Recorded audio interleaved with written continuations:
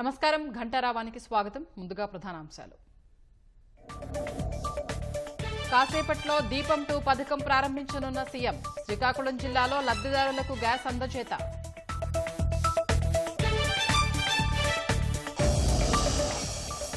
Deputy CM Pawan కు వెన్నెల తల్లిదండ్రుల వేడుకోలు. కుమార్తె మరణానికి కారకులైన వారిని శిక్షించాలని అభ్యర్థన.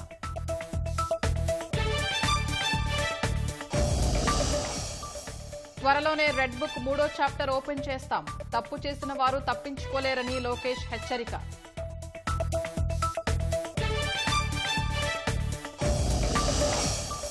బంగ్లాలో మైనార్టీలపై దాడుల్ని ఖండించిన ట్రంప్. హిందువుల్ని బైడెన్, కమలా హ్యారిస్ పట్టించుకోలేదని విమర్శ.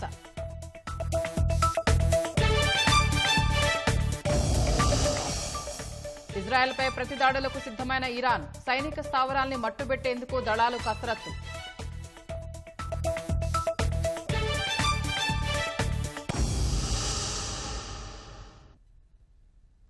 ఉచిత గ్యాస్ సిలిండర్ల పథకాన్ని ముఖ్యమంత్రి చంద్రబాబు కాసేపట్లో లాంఛనంగా ప్రారంభించనున్నారు. ఉండవల్లిలోని నివాసం నుంచి ఆయన బయలుదేరారు. శ్రీకాకుళం జిల్లా ఇచ్చాపురం నియోజకవర్గం ఈదుపురం గ్రామంలో లబ్ధిదారులకు ఉచిత గ్యాస్ సిలిండర్ అందించనున్నారు. ఎన్టీఆర్ భరోసా పింఛన్లను అందజేయనున్నారు. అనంతరం ప్రజల నుంచి వినతులు తీసుకుని రైతులతో ముఖాముఖి చర్చించనున్నారు. జిల్లా అధికారులు, మంత్రులతో సమీక్షించనున్నారు. రాత్రికి శ్రీకాకుళంలోనే ముఖ్యమంత్రి బస చేయనున్నారు. రాష్ట్ర వ్యాప్తంగా మంత్రులు, ఎమ్మెల్యేలు దీపం 2 పథకాన్ని ప్రారంభించనున్నారు. 4 నెలలకి ఒక ఉచిత సిలిండర్ చొప్పున సంవత్సరానికి 3 సిలిండర్లను ప్రభుత్వం ఉచితంగా అందించనుంది. ముఖ్యమంత్రి పర్యటనకు సంబంధించి మరింత సమాచారం మా ప్రతినిధి మహేష్ ఈదుపురం నుంచి ప్రత్యక్ష ప్రసారం ద్వారా అందిస్తారు. ముఖ్యమంత్రి చంద్రబాబు నాయుడు ఇచ్చాపురం నియోజకవర్గంలోని ఈదుపురం చేరుకోనున్నారు. ప్రస్తుతం విశాఖపట్నం నుంచి హెలికాప్టర్లో ప్రస్తుతం వస్తున్న పరిస్థితి. అయితే ఇచ్చాపురం సంబంధించినటువంటి నియోజకవర్గానికి సంబంధించినటువంటి మొత్తం ప్రజానికి మొత్తం అంతా కూడా ఇక్కడే ఉన్నారు. ఎందుకంటే ఈరోజు దీపం 2 కార్యక్రమం జరుగుతుంది. మహిళలందరికీ ఈ రోజు నుంచి 3 సిలిండర్లు ఉచితంగా ఇస్తున్న నేపథ్యంలో ఆ కార్యక్రమాన్ని ప్రారంభించేందుకు ఈదుపురం ముఖ్యమంత్రి చేరుకోనున్నారు. ప్రస్తుతం చూడొచ్చు, ఈ నియోజకవర్గానికి సంబంధించినటువంటి ప్రజలందరూ కూడా మొదటిసారి ముఖ్యమంత్రి ప్రమాణ స్వీకారం జరిగిన తర్వాత శ్రీకాకుళం జిల్లా వస్తున్నారు. దాంతోపాటు నియోజకవర్గానికి వస్తున్నారు. చంద్రబాబును చూసేందుకు కూడా పెద్ద ఎత్తున వేలల్లో మహిళలు, అలాగే ఇక్కడ ఉన్నటువంటి స్థానిక జనసేన, బీజేపీ, తెదేపా నాయకులందరూ కూడా తరలివస్తున్న పరిస్థితి అయితే కనిపిస్తుంది. ఈ నియోజకవర్గానికి సంబంధించి కాకుండా మొత్తం 12 గంటలకి 12:35 చంద్రబాబు అయితే ఇక్కడికి చేరుకున్నారు. ఒక గంట సేపు నియోజకవర్గానికి సంబంధించినటువంటి నాయకులందరితో అక్కడ సమావేశం అయిన తర్వాత 1:20కి ఈ సమావేశ ప్రాంతానికి చేరుకుంటారు. 1:20 నుంచి ఈ ఏవైతే దీపం 2 పథకం ఉందో ఆ పథకం లబ్ధిదారులందరూ కూడా స్వయంగా ఇక్కడ ముఖ్యమంత్రి ప్రారంభించి ఆ లబ్ధిదారులందరూ కూడా స్వయంగా చంద్రబాబు నాయుడే లబ్ధిదారులందరూ కూడా ఈ సిలిండర్లు పంపిణీ చేస్తారు. దాంతోపాటు పింఛన్ల పంపిణీ కూడా ఇక్కడి నుంచి చేస్తారు. ఈరోజు నవంబర్ 1వ తారీఖు పింఛన్లు ప్రతి ఇంటికి వృద్ధులందరికీ కూడా, పింఛన్దారులందరూ కూడా రాష్ట్ర వ్యాప్తంగా పంపిణీ చేస్తున్న నేపథ్యంలో ఇక్కడి నుంచే పింఛన్ పంపిణీ చేసిన తర్వాత 1 గంట పాటు స్థానికంగా ఉన్నటువంటి సమస్యలు ఏవైతే ఉన్నాయో, అయితే ఉద్దానం ప్రాంతంలో అనేక సమస్యలు వెంటాడుతున్న దశాబ్దాలుగా, కిడ్నీ సమస్య కావచ్చు, వాటర్ ప్రాబ్లం కావచ్చు, ఈ ఉద్దానం కొబ్బరి రైతులు ఎదుర్కొంటున్న సమస్యలు, అలాగే తిత్లీ తుఫాన్లో అనేక మంది ఇల్లు కోల్పోయిన వారు ఇల్లులు కట్టించారు గత ప్రభుత్వంలో. అవన్నీ కూడా వీళ్ళకి చేరలేదు అసలైన లబ్ధిదారులకి. వాటన్నిటి మీద కూడా స్థానికులు ఎదుర్కొంటున్న సమస్యల గురించి గంట పాటు అయితే చర్చించే అవకాశం ఉంది. ఆ తర్వాత ఇక్కడి నుంచి శ్రీకాకుళం బయలుదేరితే, అయితే ప్రస్తుతం మనతో పాటు చాలామంది మహిళలు అయితే ఇక్కడ ఉన్నారు. ఉచితంగా సిలిండర్లు ఇస్తారు కాబట్టి వాళ్ళందరూ కూడా తీసుకోవడానికి లబ్ధిదారులు వచ్చారు. ఏం చెప్తారండి, ఎలా అనిపిస్తుంది? ముఖ్యమంత్రి అందరికీ కూడా 3 సిలిండర్లు ఇస్తున్నారు దీపం పథకం కింద. ముఖ్యంగా నమస్కారం అండి. మన గౌరవనీయులైన ముఖ్యమంత్రి చంద్రబాబు నాయుడు గారికి, చంద్రబాబు నాయుడు గారు వచ్చి అంత మంచిగా చేస్తున్నారు. మాకు ఆడపిల్లలకి పసుపు కుంకుమ కింద ఇచ్చారు. మా డ్వాక్రా మహిళలకి లోన్ ఇవ్వడము అన్నీ జరుగుతుంది. బ్రిడ్జి చంద్రబాబు నాయుడు వచ్చిన తర్వాత బ్రిడ్జి కూడా వచ్చింది. మరి అంతా ఆయనే మళ్ళీ రావాలని కోరుకుంటున్నామండి. ఈ ప్రాంతానికి వచ్చారు చంద్రబాబు నాయుడు ముఖ్యమంత్రి ప్రమాణ స్వీకారం చేసిన తర్వాత మొదటిసారి మళ్ళీ మీ ప్రాంతానికి వచ్చారు. దీపం పథకం కూడా ఇస్తున్నారు, ఏమనిపిస్తుంది? సార్ నమస్కారం సార్. గౌరవనీయులైన శ్రీ నారా ముఖ్యమంత్రి చంద్రబాబు నాయుడు గారికి నా యొక్క నమస్కారాలు. సార్ ఈయన వచ్చిన హయాంలోనే డోక్రా సంఘం అనేది తీసుకురావడం జరిగింది. దాంతోపాటు నేను చిన్నపాటి లోన్ కూడా తీసుకొచ్చి ఒక చిన్న దుకాణం అనేది పెట్టుకోవడం నడుపుతున్నాను. ఇలాగే మా ఆడపిల్లలకి ఎన్నో పసుపు కుంకాల డబ్బులు అలానే ఇలాంటివి ఎన్నో చేయడం జరిగింది. ఈయన ప్రభుత్వం రావడం చాలా మంచిది. జై హింద్ సార్. సిలిండర్లు కూడా ఈయన 3 సిలిండర్లు సంవత్సరానికి ఇవ్వడం జరుగుతుంది.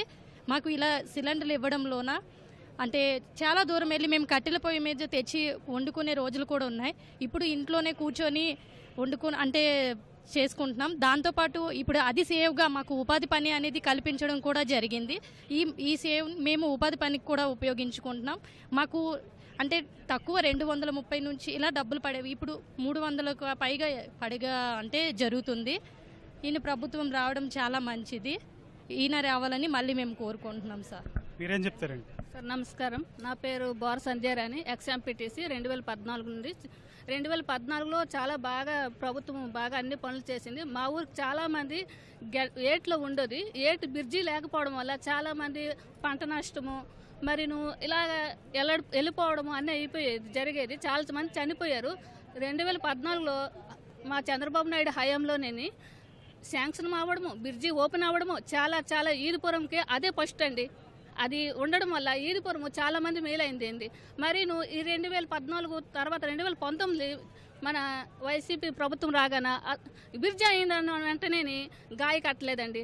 గాయ కట్టకపోవడం వల్ల చాలామంది రైతులు భూములు పొలాలు పండించుకోలేకపోతున్నారు గాయ వల్ల. ఇప్పుడు మన ప్రభుత్వం వచ్చింది కాబట్టి గాయం కట్టించడం వల్ల మళ్ళీ మేలు మన చంద్రబాబు నాయుడు రావడం వల్లే ఇలా గాయ జరగడం వల్ల మన రైతులకు చాలా మేలు జరుగుతుంది. అలాగే దీపం కనెక్షన్ వల్ల గత చాలా కట్టెల పొయ్యి మీద వండుకోయారు. ఇప్పుడు గ్యాస్ కనెక్షన్ గత ప్రభుత్వం హయాంలో చాలా డిమాండ్ ఎక్కువైపోయింది. గ్యాసులు చాలా ఇబ్బంది పడ్డారు జనాలు. ఇప్పుడు మన బాబు గారి వల్ల దయ వల్ల 3 గ్యాసులు ఫ్రీ ఇవ్వడం వల్ల చాలా మందికి చాలా మేలు జరుగుతుంది. ఇంకాను 200 పెన్షన్ 4000 చేసిన ఘనత మన నారా చంద్రబాబు నాయుడు గారికి దక్కింది. అలాగే ఇంకాను డ్వాక్రా మహిళలైనా ఇంకా అన్నీను మేము 5 సంవత్సరాలు చాలా బాగా చేసాము. ఇంకా అభివృద్ధి చెందాలని కోరుకుంటున్నాము. సార్ నా పేరు గుణవతి. అందరికీ నమస్కారం. నేను ఎక్స్ఎంపీటీసీగా పోటీ చేశానండి. ఇంతకుముందు ప్రభుత్వం ఏం చేసిందంటే మాకు చంద్రబాబు నాయుడు గారు వచ్చినప్పటి నుంచి ఈ దీపం పథకం కింద చెప్పాలంటే ప్రతి ఒక్క ఆడబిడ్డ కట్టెల పొయ్యిలో వండుకుంటూ చాలా ఇబ్బందులు పడేది. అంటే తను చేయాల్సిన పని ఆ సమయానికి చేయలేకుండా ఈ కట్టెల పొయ్యిలో వండుకుంటూ ఆ పొగ పీల్చుకుంటూ నానా ఇబ్బందులు పడుతూ చాలా బాధలు పడ్డారు. ఆ ఆడపడుచుల కోసం ఈ చంద్రబాబు నాయుడు గారు ఈ దీపం పథకం కింద ఈ సిలిండర్ అనేది పెట్టడం వల్ల, ఈ గ్యాస్ కనెక్షన్ పెట్టడం వల్ల ప్రతి ఒక్క ఆడబిడ్డ తన పనులు తను చేసుకుంటూ ఈ గ్యాస్ కనెక్షన్ ప్రతి ఒక్క ఆడబిడ్డకి ఉండటం వల్ల తను కట్టెలు తెచ్చుకొని ఇబ్బంది పడే అవకాశం లేకుండా తన పనులు ఏ సమయంలో చేయాల్సిన పని ఆ సమయంలో చేస్తూ తన ఫ్యామిలీతో టైం స్పెండ్ చేస్తూ తను చాలా హ్యాపీగా ఉంది. దాంతోపాటు మన చంద్రబాబు నాయుడు గారు రావటం వల్ల మాకు చాలా హ్యాపీగా ఉంది. మా ఊరు పరంగా చెప్పాలంటే ఈ ఈదుపురం గ్రామంలో ఒక వంతెన లేకపోవడం వల్ల ఒక నది దాటి అవతలకు వెళ్ళాలంటే ప్రజలు చాలా ఇబ్బంది పడేవారు. మా చిన్నతనం నుంచి కూడాను అంటే వంతెన దాటి వెళ్తే ఎంతో ప్రమాదంగా ఉండేది. టైం దాటితే అటు నుంచి వచ్చే అంటే ఇటు నుంచి అవతలకి వెళ్ళాలన్నా అటు నుంచి అవతలు రావాలన్నా చాలా ఇబ్బంది. చాలామంది ప్రాణాలు కోల్పోయారు. చాలా ఇబ్బందులు జరిగాయి. మన చంద్రబాబు నాయుడు గారు వచ్చారు, మాకు వంతెన కావాలని అడిగాము. మాట ఇచ్చిన ప్రకారమే మాకు చేసి పెట్టారు. దాంతోపాటు ఈ వంతెన అయిన తర్వాత ప్రతి ఒక్కరూ చాలా హ్యాపీగా వ్యవసాయం అనేది చేయగలుగుతున్నారు. దాంతోపాటు ఇంతకు ముందు ఈ వంతెన లేకపోవడం వల్ల మాకేంటంటే ఈ బ్రిడ్జ్ లేకపోవడం వల్ల ఎడ్యుకేషన్ పరంగా కూడా ప్రతి ఒక్కరికి ఇబ్బంది పడేది. ఒక బస్సు ప్రయాణం ఇచ్చాపురం వెళ్ళాలి. మేము ఇచ్చాపురం వెళ్ళాలంటే ఒక కాలేజ్ స్టూడెంట్ ఇచ్చాపురం మీద చదవాలంటే టైంకి వెళ్ళకపోతే అక్కడికి అలో చేయరు. ఒక ఎగ్జామ్కి వెళ్ళాలన్నా దేనికి వెళ్ళాలన్నా చాలా ఇబ్బంది పడుతూ దాంతోపాటు మేము చాలా ఇబ్బందులు పడ్డామండి ఇప్పటిదాకా. ఈరోజు మాకు ఈ చంద్రబాబు నాయుడు గారు రావడం వల్ల మాకు చాలా మేలు జరిగింది. దాంతోపాటు ఈ గ్యాస్ కనెక్షన్ అనేది 3 సిలిండర్లు ఇవ్వటం వల్ల ప్రతి ఒక్క ఆడబిడ్డకి ఇదొక సహాయంగా మేము భావిస్తున్నాము. మళ్ళీ మాకు చంద్రబాబు నాయుడు గారే రావాలని మళ్ళీ కోరుకుంటున్నాం సార్. మొత్తానికి చూడొచ్చు, చంద్రబాబు నాయుడు ఈదుపురం గతంలో ఒకసారి వచ్చారు. అప్పట్లోనే అనేక ఇబ్బందులు ఎదుర్కొన్న ఈ గ్రామస్తులందరూ కూడా చంద్రబాబు ఈ గ్రామానికి అటు ఇటు వెళ్ళడానికి రహదారి సౌకర్యం కల్పించారు. తర్వాత ఎంతో మంది చదువుకోవడానికి వీలు కల్పించారని చెప్పి చెప్తున్నారు. ప్రస్తుతం ఇక్కడ ఉన్నటువంటి ఈ గ్రామంలో పాటు చుట్టుపక్కల ఉన్నటువంటి అనేక గ్రామస్తులందరూ కూడా చాలామంది వెనుకబడిన తరగతి వారు, పేదవారు, వాళ్ళందరికీ కూడా కట్టెల పొయ్యలతోనే మాత్రమే వండుకునే పరిస్థితి ఉంది. ఇప్పుడు ఈ దీపం పథకం కింద 3 గ్యాస్ బండలు ఇవ్వడంతో చాలా ఆనందిస్తున్నారు. దాంతోపాటు చంద్రబాబు ఇక్కడ రావడం వల్ల అనేక రకాల అభివృద్ధి కార్యక్రమాలు కూడా ఇక్కడ ఇచ్చే అవకాశం ఉందని చెప్తున్నారు. దాంతోపాటు మరికొద్దిసేపట్లో చంద్రబాబు ఇక్కడికి సీఎం చంద్రబాబు ఇక్కడికి వస్తున్న నేపథ్యంలో ఇక్కడ పూర్తిగా పోలీసుల ఆధీనంలో సభా ప్రాంగణం అంతా తీసుకున్న పరిస్థితి మనం చూడొచ్చు. ఇక్కడ డాగ్ స్క్వాడ్, ఇక్కడ బాంబులు ఏమైనా ఉన్నాయేమో, ఒకవేళ ఎటువంటి అవాంఛనీయ సంఘటనలు జరగకుండా ముందస్తు చర్యలు చేపట్టడానికి అన్ని చర్యలు అయితే చేపడుతుంది. మొత్తం ఈ చుట్టుపక్కల ఈ ఊరంతా కూడా పోలీసుల ఆధీనంలో ఉంది. దాదాపు 5 కిలోమీటర్లు రహదారికి ముందే ఎటువంటి వాహనాలు రాకుండా పూర్తిగా ఆపేస్తున్న పరిస్థితి అయితే ఉంది. ఓన్లీ గ్రామస్తులు, చుట్టుపక్కల లబ్ధిదారులు మాత్రమే ఇక్కడికి అనుమతిస్తున్నారు. అంతేకాకుండా ప్రజాప్రతినిధులు ఎవరున్నారో, నాయకులు, కార్యకర్తలు, ఈ నియోజకవర్గానికి సంబంధించిన వారిని మాత్రమే అనుమతిస్తున్న పరిస్థితి. అయితే ప్రస్తుతం ఇక్కడ 3:30 వరకు ఈ స్థానికులతో ఈ లబ్ధిదారులకు పింఛను అందజేయడం, ఈ దీపం 2 కనెక్షన్ లబ్ధిదారులకు అందించిన తర్వాత ఇక్కడ నుంచి హెలికాప్టర్లో శ్రీకాకుళం వెళ్తారు. అక్కడ 6:30 నుంచి 8:30 వరకు ఉన్నత అధికారులతో పూర్తిగా సమీక్ష సమావేశాలు నిర్వహించి జిల్లా అభివృద్ధికి సంబంధించినటువంటి గత 5 ఏళ్లలో ఏవైతే ప్రభుత్వానికి సంబంధించినటువంటి గత తెదేపా ప్రభుత్వంలో ప్రారంభించి 5 సంవత్సరాలుగా నిర్లక్ష్యం కాబడినటువంటి ప్రాజెక్టులు, అలాగే ఏవైతే అభివృద్ధి చేయాల్సి ఉన్న ఆ కార్యక్రమాలన్నింటినీ కూడా అధికారులతో రివ్యూ చేస్తారు. రాత్రి 8:30 తర్వాత R&B అతిథి గృహంలోనే ముఖ్యమంత్రి బస చేసే అవకాశం అయితే ఉంది. కెమెరామెన్ చిన్నారెడ్డితో మహేష్, ఈటీవీ, శ్రీకాకుళం, ఈదుపురం నుంచి. ఆలమూరులో ఇటీవల ఆత్మహత్య చేసుకున్న 10వ తరగతి విద్యార్థిని వెన్నెల తల్లిదండ్రులు ఉప ముఖ్యమంత్రి పవన్ ను కలిసేందుకు ప్రయత్నించారు. వెన్నెల ఆత్మహత్యకు పాఠశాల యాజమాన్యమే కారణమని, తమకు న్యాయం చేయాలని పవన్ కాన్వాయ్కు బాలిక తల్లి అడ్డుపడ్డారు. మధ్యాహ్నం వచ్చి మాట్లాడతానని పవన్ వెన్నెల తల్లికి హామీ ఇచ్చారు.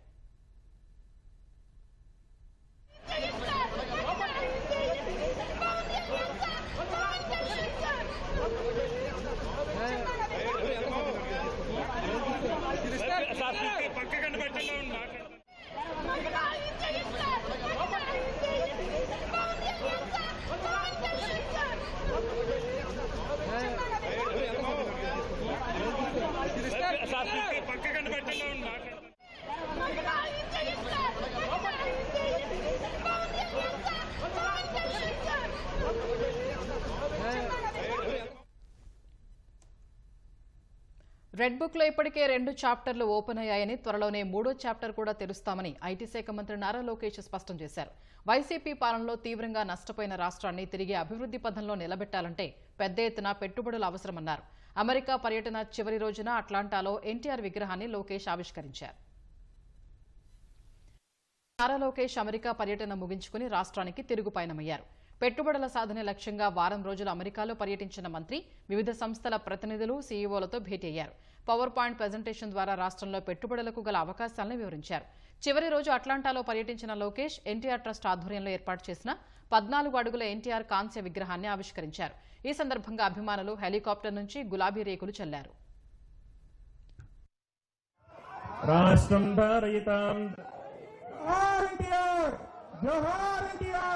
ధ్రువం దేవో బృహస్పతి ధ్రువం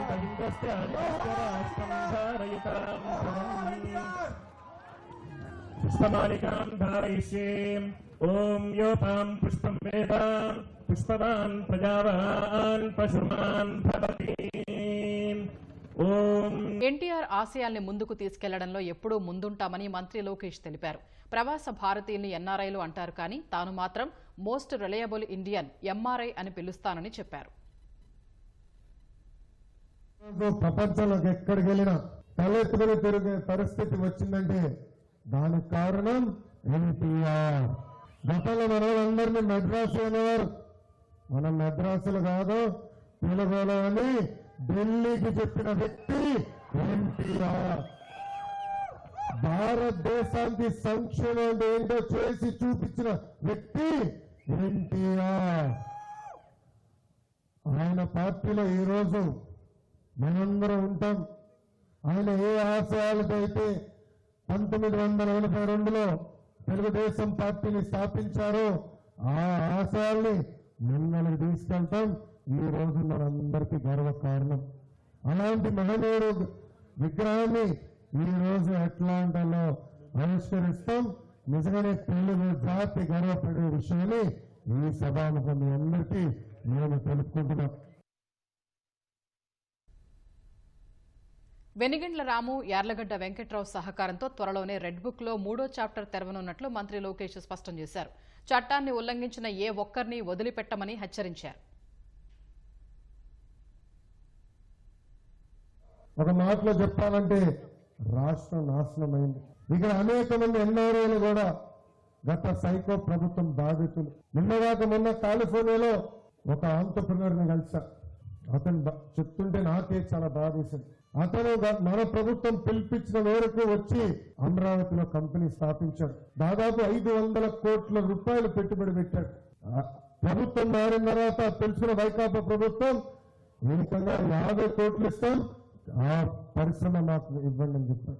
ఆ వ్యక్తి లేదు, నేను ఇవ్వలేను, నాకు ఆస్ట్రేలియన్ పెన్షన్ ఫండ్స్ డబ్బులు పెట్టారు, దీంట్లో నీతి నిజాయితీ నేను నడిపిస్తున్నానంటే ఏకంగా విజిలెన్స్ వాళ్ళు పంపించారు ఆఫీస్కి. కొనుక్కలు వేయించారు, కానీ ఏమి దొరకల. అడుగడుగునా అవమానించారు, అడుగడుగునా ఇబ్బంది పెట్టారు. కానీ ఆయన ధైర్యంగా నిలబడ్డారు. ఇట్లా ఇక్కడున్న ప్రతి వ్యక్తి ధైర్యంగా నిలబడ్డారు, నిజం కోసం పోరాడారు.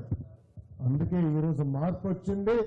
భారతదేశ చరిత్రలో ఎప్పుడు రాని మెజారిటీలు, ఇంకా 92% సీట్లు మొన్న ఎన్నికల్లో మనం గెలుచుకుంటాం జరిగింది.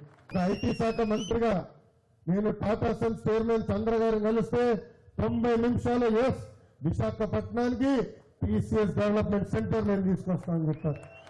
దాని కారణం ఏంటి? సిబిఎన్. ఆయన పేరు చెప్తే ఈరోజు ఎక్కడికి వెళ్ళినా తలుపులు తెరిచే పరిస్థితి. సత్యనారాయణ గారికి ఏదో ఒక ఈమెయిల్ పెడితే రండి కలవండి, కలిసికట్టుగా రాష్ట్రం కోసం ఏదో చాప్టర్ చెప్పే పరిస్థితి. అది ఈరోజు మనకున్న బ్రాండ్. తమ్ముడు రెడ్ బుక్ లో చాప్టర్ ఓపెన్ అయింది, 2వ చాప్టర్ కూడా ఓపెన్ అయింది. కానీ 3వ చాప్టర్ ఓపెన్ అవ్వాలంటే వేదిక పైన ఉన్న రాము గారు, వెంకటరావు గారు చాలా కష్టపడాలి. సో మీకేమైనా డౌట్లు ఉంటే వాళ్ళిద్దరిని అడగాల్సిన అవసరం మీ అందరిపైన. కార్లో వస్తుంటే చెప్పా, గ్యారంటీగా నేను ఇది చెప్తా, మా యువకులు అడుగుతారు ఎర్ర బుక్ గురించి అని చెప్పి. తమ్ముడు నేను ఒకే చెప్తున్నా, మనం తగ్గేదే లేడు. ఎవరిని వదిలిపెట్టం బిడ్డ. ఎవరైతే తప్పు చేశారో, చట్టాన్ని ఉల్లంఘించి మన ఇబ్బంది పెట్టారో వాళ్ళందరికీ సినిమా చూపించే బాధ్యత మీ లోకేష్ది. సో మీకు ఎలాంటి సందేహాలు అవసరం లేదు. 3వ చాప్టర్ కూడా తొందరలోనే తెరబోతున్నానని ఇక్కడ ఉన్న యువకులకి నేను హామీ ఇస్తున్నా.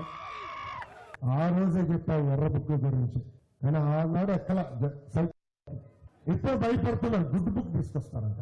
నోట్ బుక్ లో ఏం రాయాలో కూడా ఆయన తెలియదు.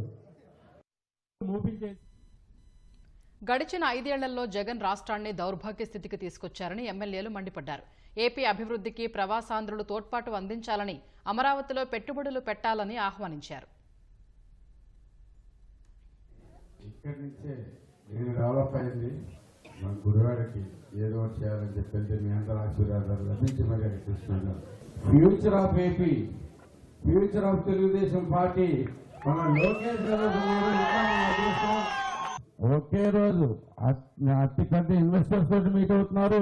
అలాగే పర్సనల్ అండ్ కంపెనీస్ లో అవుతున్నాయి, ఇంకెవరో అవుతున్నాయి, ఇంకా అంటే రకరకాల టెక్నాలజీస్ ఒకే రోజు వాళ్ళందరితో మాట్లాడటం అనేది అంత చిన్న విషయం కాదు.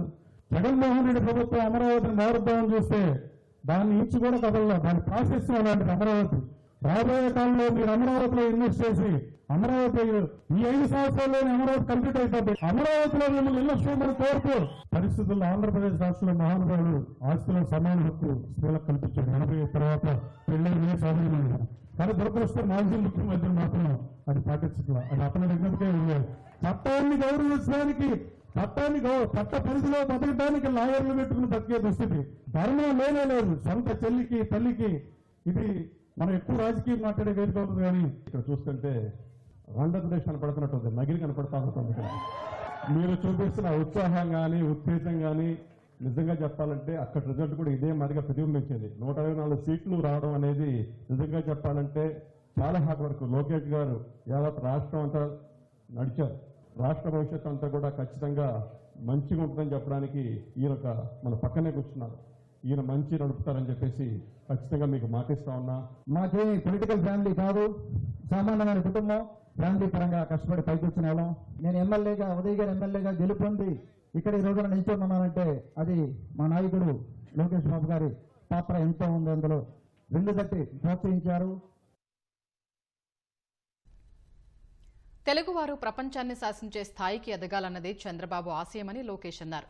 ఏపీ ఎన్ఆర్టీ ద్వారా ఆదాయాన్ని పెంచేందుకు స్కిల్ శిక్షణ ఇప్పిస్తామని, ఇంటికొక పారిశ్రామికవేత్తను తయారు చేయటమే లక్ష్యమని మంత్రి ట్వీట్ చేశారు.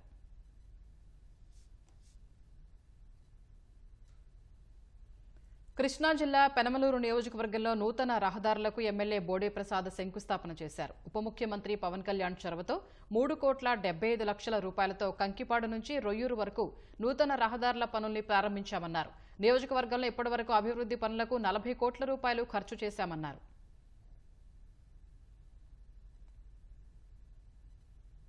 మొన్న కంకిపాడులో జరిగిన పల్లె పండుగ కార్యక్రమంలో పవన్ కళ్యాణ్ గారు గ్రామస్తులందరూ కూడా ప్రయాణం చేయడానికి కూడా ఏమాత్రం కూడా అనువుగా లేని రోడ్లలో ఇబ్బందులు పడుతున్నారని తెలియజేస్తే వెంటనే దానికి శాంక్షన్ చేయించడం జరిగింది. 3,75 లక్షలతోటి ఈ రోజు కొడవరు పార్ట్ వరకు సీసీ రోడ్డు, అలాగే రొయ్యూరు విలేజ్ పార్ట్ వరకు సీసీ రోడ్డు, మిగిలిందంతా కూడా బీటీ రోడ్డు డెవలప్ చేయడం జరుగుతా ఉంది. పెనమలూరు నియోజకవర్గంలో ఈ 4-5 నెలల కాలంలోనే సుమారుగా 40 కోట్ల రూపాయల అభివృద్ధి కార్యక్రమాలు చేయడం జరిగింది. కానూరు ఫ్లైఓవర్, యమకూదురు బ్రిడ్జి కూడా రాబోయే 10-15 రోజుల్లో ప్రారంభోత్సవం చేసుకోబోతా ఉన్నాం. సంవత్సరాల్లో ఎక్కడా కూడా అభివృద్ధి కార్యక్రమాల మీద తీవ్రంగా నిర్లక్ష్యం చేయడం జరిగింది. గతంలో శాంక్షన్ చేసి కూడా ఇప్పటికీ మొదలు పెట్టకపోతే ఆ రోడ్లు కూడా కొన్ని క్యాన్సిల్ అవడం జరిగింది. తిరిగి ఆ రోడ్లన్నీ కూడా మళ్లీ ముఖ్యమంత్రి గారికి చెప్పి ఆ రోడ్లకు కూడా నిధులు తీసుకొచ్చి అభివృద్ధి చేసి ఒక పక్క సంక్షేమ పథకాలు మరి చెప్పినవి ఒక్కొక్కటి చేసుకుంటా వస్తా ఉన్నాం. ఉచిత గ్యాస్ సిలిండర్ల పథకం కూడా లాంచ్ అయిపోతా ఉన్నాం.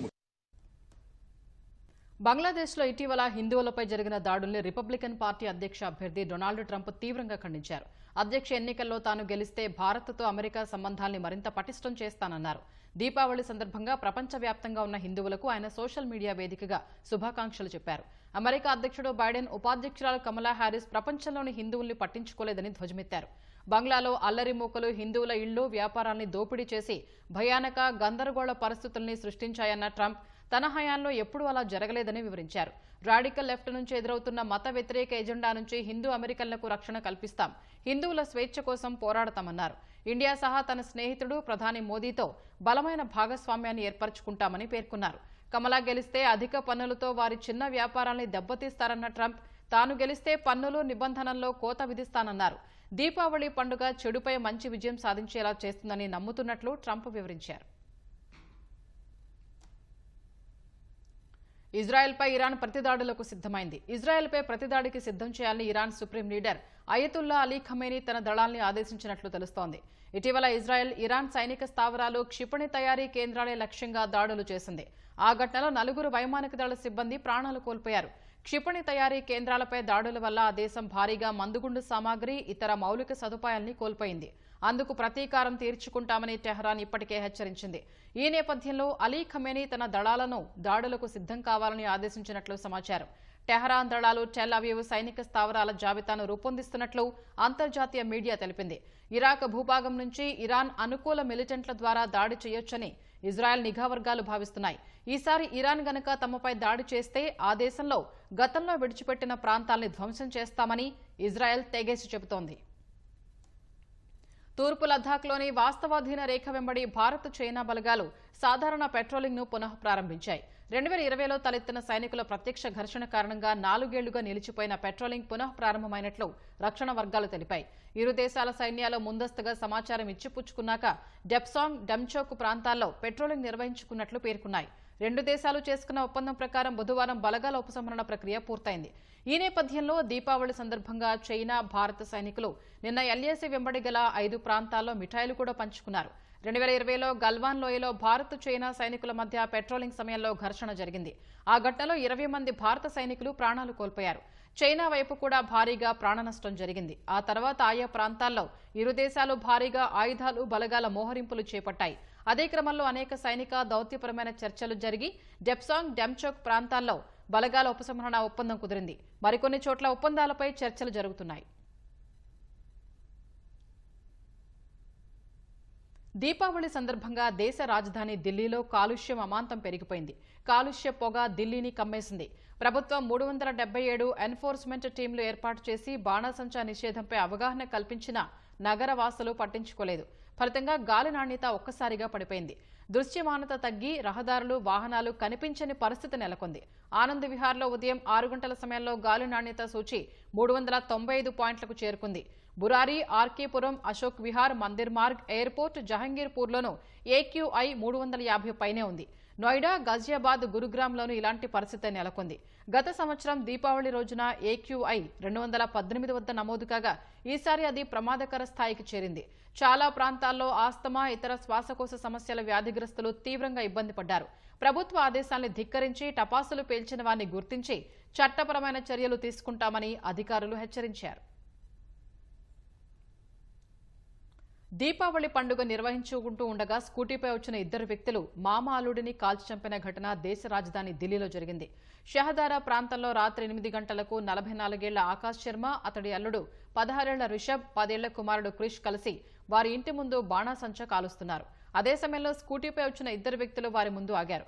ఒకడు దిగి శర్మ కాళ్లకు మొక్కాడు. పక్కనే నిల్చున్న మరో దుండగుడు శర్మపై 5 రౌండ్ల కాల్పులు జరిపాడు.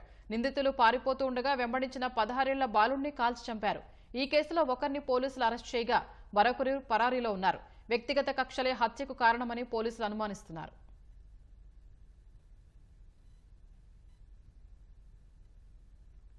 హైదరాబాద్ బంజారాహిల్స్ లో బెంచ్ కారు బీభత్సం సృష్టించింది.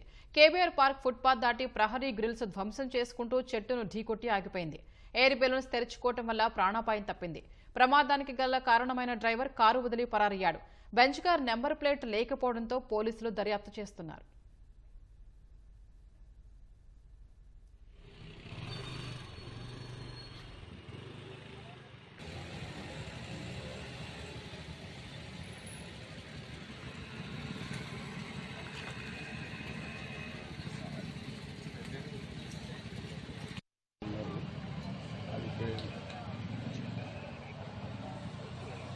ఒక క్రేన్ పంపి